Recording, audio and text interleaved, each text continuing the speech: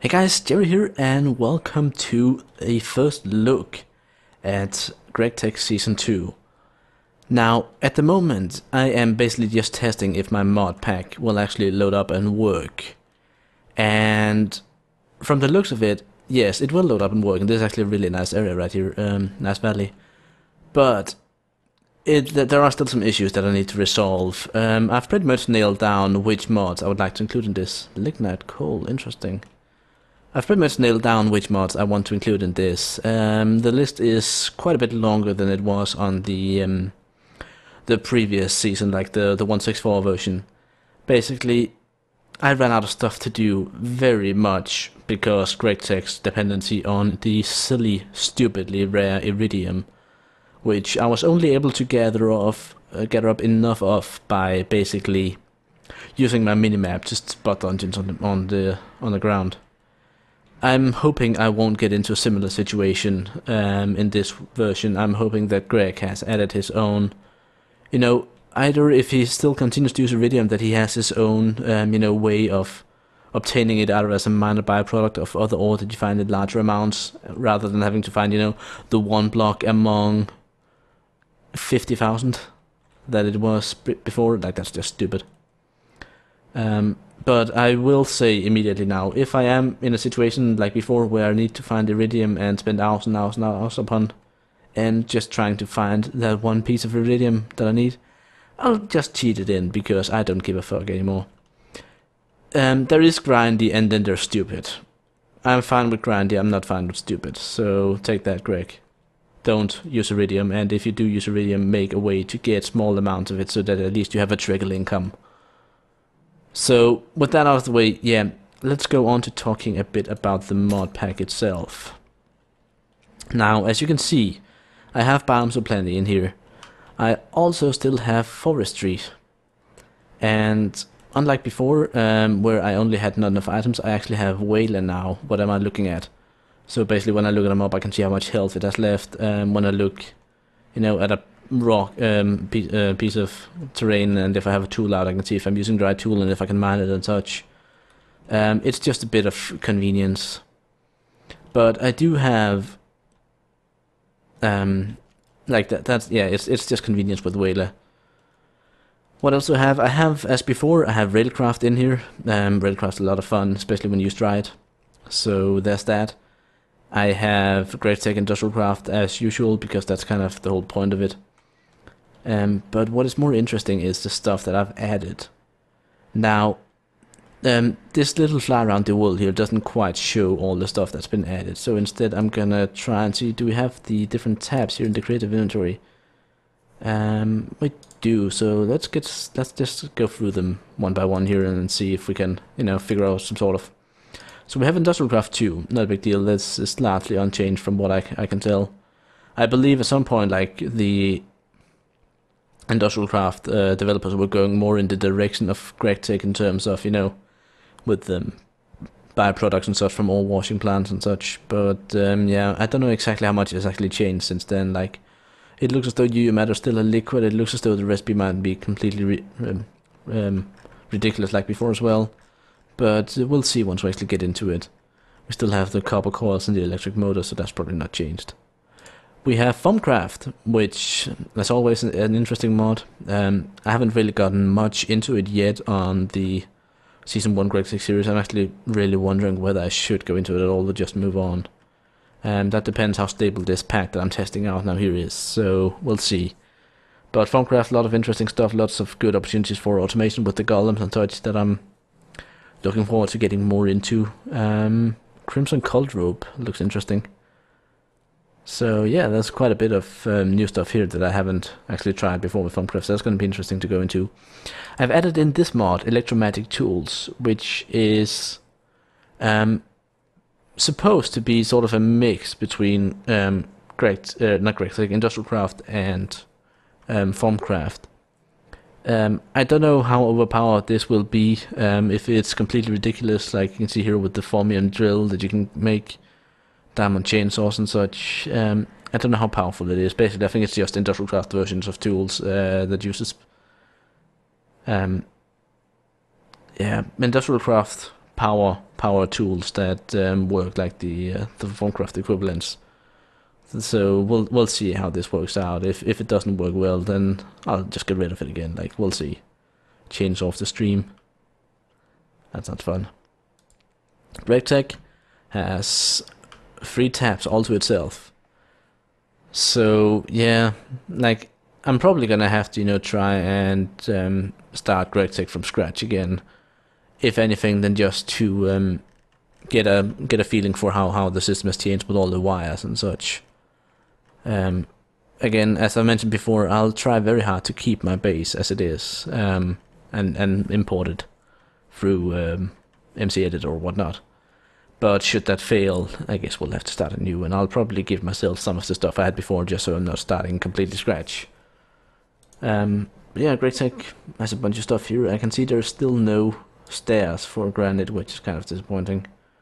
It will also appear that granite still has the ridiculous color change when you go from the smooth red granite to the bricks. Like, it changes from bright red pink to deep dark beautiful red. So that's kind of silly. We also have some concrete added by GregTech apparently, and some dark concrete. So that's new blocks. I'm looking forward to playing with those. And of course a ton of dust and ores and other stuff. So we'll see what stuff that comes out of that. Next up we have Millenaire, and this is actually one mod that I've been kind of missing since I first tried it out on single player. Let me just quickly have a look at my map here and see if we are anywhere near that village. We can fly over to it here. Basically what Millenaire does is that it makes your world feel a lot less lonely by adding in a number of villages that are inhabited by not by testificates but by steves or steve equivalents. And these guys, they live their lives and they trade with you and they fend off mobs and they get in trouble and such. But yeah, and each of them have their own distinct culture, and by helping them you can help them, you know, develop their village, make it grow larger and such.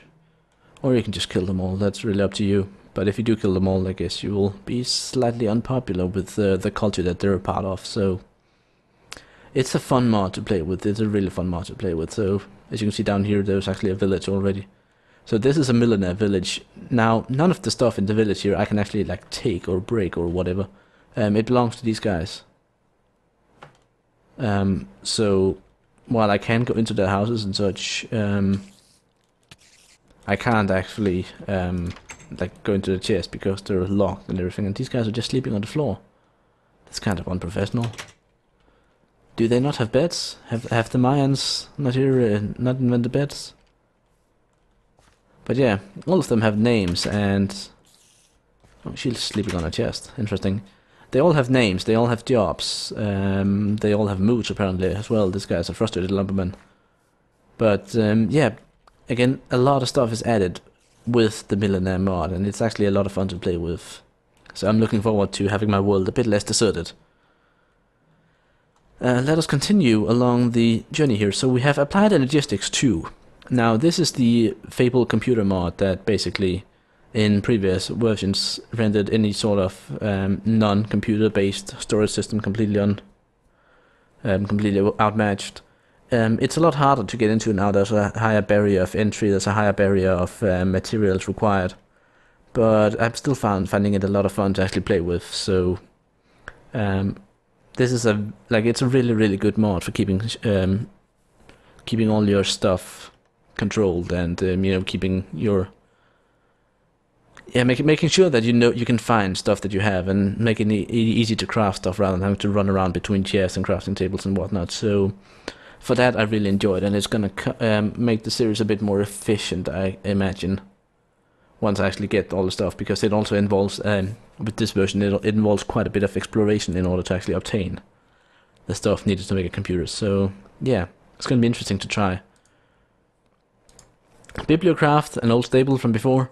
Apparently now it has typewriters as well, but it allows you to make a number of pretty blocks and such. I haven't actually done too much into this. I tend to not make too many furniture. I think I might have had to change that because Again, Bibliocraft adds a lot of stuff, and it would be kind of a shame to not really exploit it more. So Bibliocraft also has a bunch of lamps and lights that could help, you know, shine up the place a bit. Biomes O Plenty, plenty of blocks, siltstone, shale, polished shale, whatever.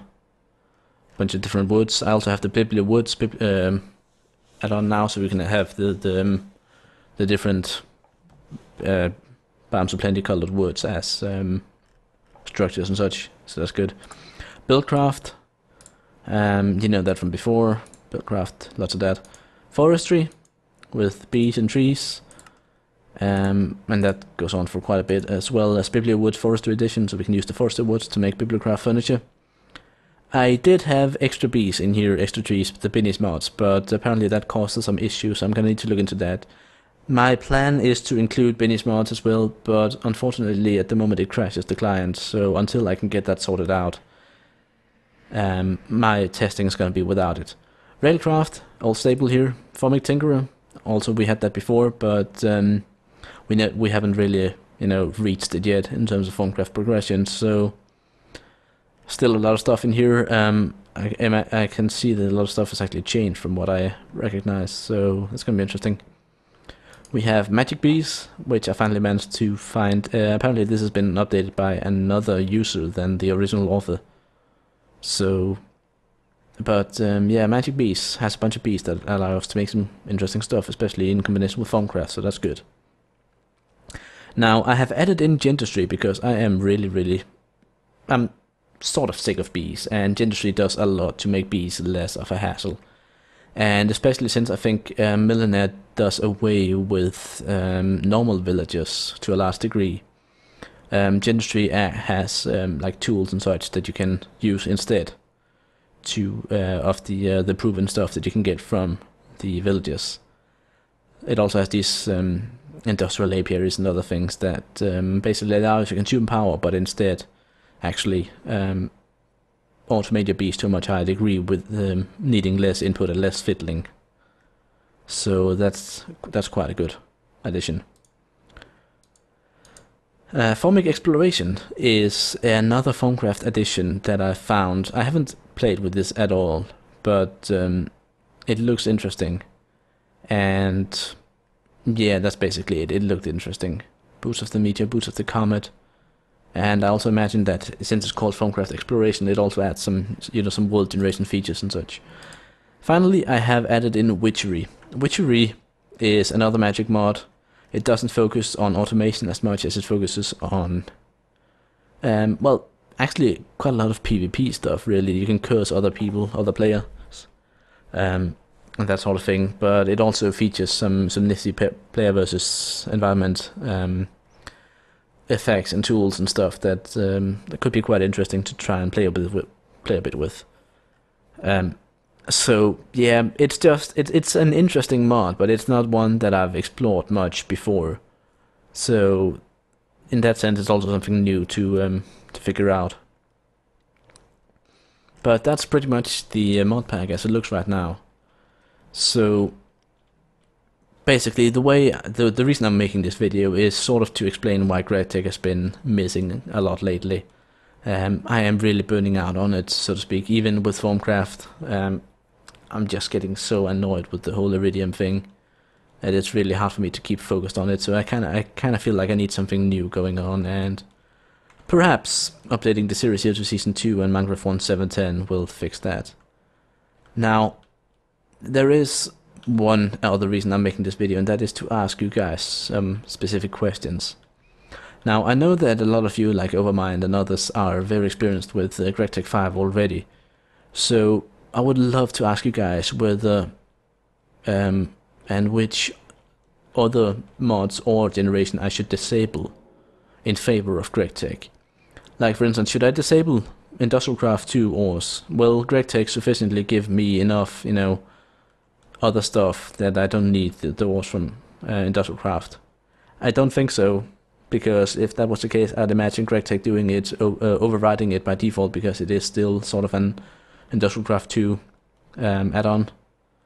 So But definitely, like with Forestry, I'll need to disable the copper and tin from that, because I have that from IndustrialCraft. But again, the question is whether GregTech actually adds enough stuff that all other origin is useless, pretty much. I don't think so, but again, anyone who is wise enough, please chime in on this. It would make it a lot easier for me to determine. So, what else is there? Oh yeah, if anyone else has, you know, some comments, feedback on my selection of mods, or anything else they would like to see in, or yeah, by all means, please post in the comments below and I'll make sure to check them out. I will most likely release this pack either as a private Feed the Beast pack or just as a zip file that you can download and then put in a vanilla Minecraft install. You will have to install Forge yourself if that's the case, but for the most part, I believe the mod authors all agree that as long as, you know, you give proper credit to the mod authors, you can distribute the mod in a mod pack. So this one will probably go out, and I'll probably even release a beta of it once I get the whole Binnie's mods, extra trees, extra beasts thing sorted out. And then you guys can play around with it and tell me if anything's significantly broken before I actually commit the series to it. So that would be quite fantastic. But yeah, that's pretty much what I wanted to say here, so I hope you guys have enjoyed this little first look at GregTech Season 2, and hopefully it's awoken some interest for the series, but also hopefully you guys can answer some of the questions, some of the concerns that I have about the pack. Another thing I didn't mention is that I've replaced Sand's minimap with Opis here. This is basically because I love having this big map that I can scroll around and actually find stuff that I've seen before without having to craft the in-game maps that always seem to bug out for me. Like whenever I make a map, it always ends up blank. And whenever I try to copy a map, it always ends up blank. And if I try to enlarge a map, it always ends up the same size as it was before, and nothing ever happens with them. Like, vanilla Minecraft maps and me, they just don't get along. Like, I cannot do it right no matter what I do. Even if I follow the wiki to the point, it won't work. So anything I can do to avoid vanilla Minecraft maps is a good thing. But yeah, I'll need to play around with the configs a bit. I'll need to figure out if there's a specific version of Binnie's mods I'll need to install. And hopefully I can get this pack in shape so that I can actually, you know, release it to you guys and you can help me maybe check it out before we start the series and commit to it. But other than that, I hope you guys enjoyed and will continue watching Blood and Bones, because there's a lot of Blood and Bones coming out, because it's really all I have and it's a lot of fun to play. So yeah, I'll see you guys later. Bye.